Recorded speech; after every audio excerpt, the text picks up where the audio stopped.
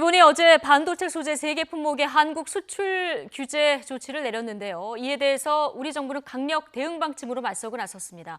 해당 기업들은 파장이 어디까지 이어질지 바짝 긴장하면서 상황을 예의주시하고 있습니다. 경제부 취재기자 연결해서 자세한 내용 짚어보겠습니다. 백종규 기자. 네, 경제부입니다.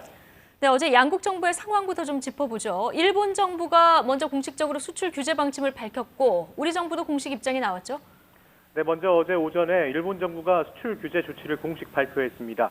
일본 경제산업성은 한국에 대한 수출 관리 규정을 개정해 반도체 등의 제조 과정에 필요한 3개 품목의 수출 규제를 강화한다고 발표했는데요. 오후에 곧바로 우리 정부의 비판과 강력 대응 메시지가 나왔습니다. 우리 정부는 오전에 홍남기 부총리 주재로 비공개 관계장관 회의를 열고 오후에 성윤모 산업통상자원부 장관이 입장을 밝혔는데요. 한마디로 상식에 어긋나는 조치라며 강한 유감을 표현하고 세계무역기구 WTO에 제소하는 등 모든 조치를 취하겠다고 밝혔습니다. 예. 자, 한일 정부는 일단 강대강으로 정면 대결하는 모습을 보이고 있는데 중요한 건 우리 기업들 아니겠습니까? 우리 기업들 반응은 어떻게 나오고 있습니까?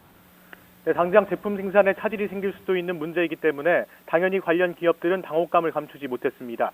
특히 수출 규제 대상에 오른 3개 품목은 한국 경제를 떠받치고 있는 반도체와 디스플레이 산업에서 핵심 소재인데요. 일본도 이 부분을 알고 있기 때문에 이 품목들을 규제 대상으로 들고 나왔을 겁니다.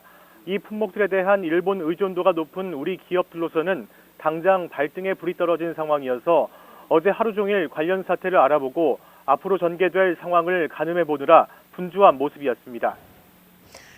네, 일본이 수출 규제 품목으로 들고 나온 3개 품목, 좀 이름도 어렵던데요. 우리 산업에서 차지하는 비중이 어느 정도입니까?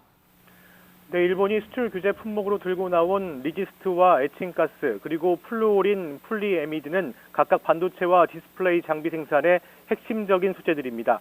워낙 일반인들에게는 생소한 소재들이긴 하지만 우리 산업에서 이 품목에 대한 일본 의존도는 절대적이라고 할 수 있습니다. 일부 국내 기업들이 생산하기도 하지만 아직은 일본 기업들의 기술력과 생산량을 따라가기 어렵기 때문인데요. 리지스트는 91.9%, 플루오린, 폴리이미드도 93.7%를 일본 수입에 의존하고 있고 에칭가스도 절반에 가까운 43.9%를 일본에서 들여옵니다. 예.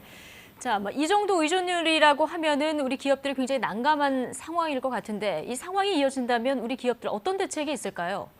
네, 문제는 딱히 대책이 없다는 게 문제입니다. 앞서 말씀드린 대로 국내나 중국 등 다른 나라 제품을 고려할 수는 있지만 기술력의 차이가 있어서 불량률이 높아지는 등의 문제가 있을 수 있다는 겁니다. 현재 업계에서는 반도체와 디스플레이에 사용되는 소재의 재고가 적게는 한 달에서 길게는 석 달가량 되는 것으로 파악하고 있는데요. 여기에 일본 정부의 의견 청취 기간 한 달 동안 관련 소재 수입을 최대로 늘려서 재고를 더 확보하는 게 그나마 현실적인 방안으로 꼽힙니다. 그러나 그 이유는 상황을 장담하기 어렵다는 게 업계 의견입니다. 일부 업계 관계자들은 공장이 멈추는 상황까지도 생각해야 한다고 말하고 있는데요. 아무래도 정부 사이의 대결 양상이어서 기업들은 숨죽이고 이번 사태를 지켜볼 수밖에 없다고 하소연하면서 정부가 적극 나서 사태 해결에 나서줄 것을 기대하고 있습니다. 지금까지 경제부에서 YTN 백종규입니다.